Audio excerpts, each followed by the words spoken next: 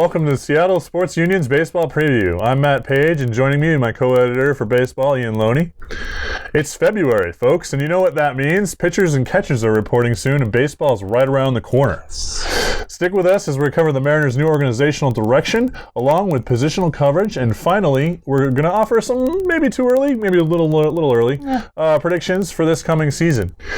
So, Ian, we saw a little upheaval in the front office and management in the field this offseason. Jack Z and his methods appear to be out the door for good. What do you think of the new direction? Well, as far as I'm concerned, it was good riddance to Jack Z. I mean, he had pivoted to this all long ball, no on base, no defense, forget it all. We'll just sit around and wait for the 300 home run. But of course, with nobody on base, it ended up being solo home runs, so they just didn't win. Dre DePoto's the new GM. He's brought in an entirely different approach. It's all about getting on base. It's all about playing defense. He's turned over half the roster in one offseason. I didn't know how that was possible. He's brought in a manager who isn't experienced, but thinks along the same lines as him under Scott Servais. I think it's a bold new direction, and I think it's really promising. Yeah, it's quite impressive that the turnover we have on our roster this year. It's something like 50% of the starting nine are already out. Not to mention half the rotation. Mm-hmm. Our whole bullpens have been turned over, which is actually a good thing since it was the worst in baseball pretty much last year. What was a position of strength became a very sore point, but it was actually pretty amazing. So let's just dive right in, and we'll go around the diamond. We'll just start right at catcher, of course, first of all. So we've got Chris Iannetta and Steve Clevenger, who are our new battery. Well, this is kind of a hold it over. They're still hopeful that Mike Zunino is going to figure it out. The plan is to send him to Tacoma up for the season. Let him figure out what's been going on with his bat. They think he's only 24 still, so there's still time for him to figure it all out. Absolutely, plenty of time. But he needs to not be under that major league pressure of trying to catch the game every day and all those kinds of pressures that he's been under, while he figures out what's wrong with his swing and how to not chase balls out of the zone and all the things that he's been doing wrong. Iannetta is a journeyman, good veteran. Glove first catcher, but he calls a good game. He hits well enough, and and he just holds down the fort while Zunino tries to figure it all out. Mm-hmm.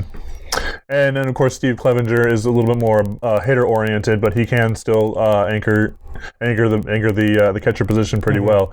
One thing about Mike Zunino was that you mentioned he was something like a +4 WAR or +5 WAR just from his defense alone, pitch framing, and so forth. So he's already a world-class defender. We just need him to be able to hit, 240, 250 he doesn't at least. To be a great hitter. He just has to be an okay hitter. We're not looking for Mike Piazza. We're if he can just carry an at bat, we're good. And the signs are there. The guy has a ton of power. When he does get one, he hits it a long way, and he just needs to figure out when to swing and when not to, mostly.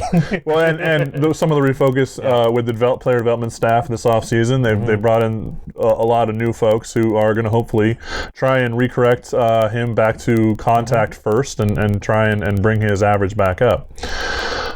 So that is all looking good. We're looking like an improvement there. Moving on to first base, we've got Adam Lind from Milwaukee. Well, the Mariners went into this offseason with a gaping hole at first base. They had Jesus Montero, and that was basically it. Now they brought in Adam Lind, good left-handed power hitter from Toronto. Good enough defense. It's first base, so it's not like the first priority there. But he's a solid two-hitter. He hits the crap out of right. He's big platoon splits, but he hits the crap out of right-handed pitching. And he'll probably be semi-platoon because of those platoon splits. He'll probably be semi-platooned with Jesus Montero, who's probably going to be on the team still. We'll start against particularly the tough lefties in particular.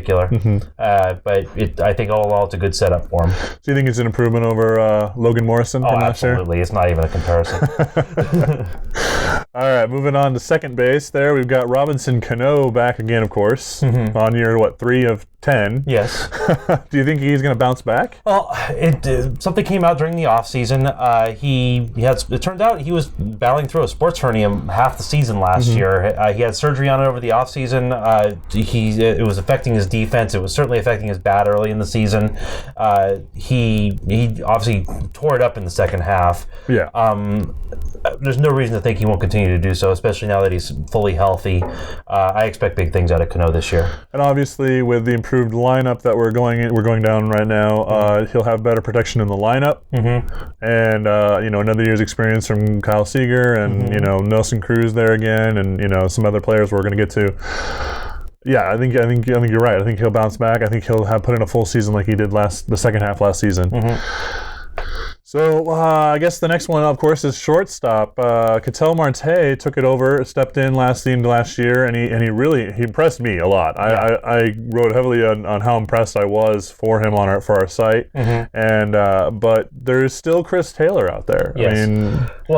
Chris Taylor's good, but I personally think Ketel Marte was a Rookie of the Year candidate in my opinion last year. He was terrific and shows signs of being a really good, probably leadoff guy down the line. I think Taylor is very good, and he's going to play a lot this year. But I think he's going to be in the utility infield role, honestly, this year. He's going to be subbing for everyone. He'll be keeping everyone rested. He'll play. I imagine he'll still play 4 out of 6 days each week. So all right. So we're penciling Marte in for short, and yeah, he did. He really impressed, and if he shows up with that same dedication and just intensity that he had played with last year, it was fun to watch. He adds a whole other dimension, and it's great to see him play out there. So we'll move on. Of course, Mr. Automatic there at third base, Kyle Seager. He seems to get better every year. I don't know how he does it. The guy. Remember, he played with Ackley back in North Carolina, and he was the guy that there's this guy too when they drafted Ackley second overall, and now look who's the star. But Kyle Seager, he's just Mr. Dependable over there. I mean, you'll get 280, you'll get maybe 25 dingers, close solid to RBIs, Gold Glove defense. Yeah. You really can't complain at the hot corner there.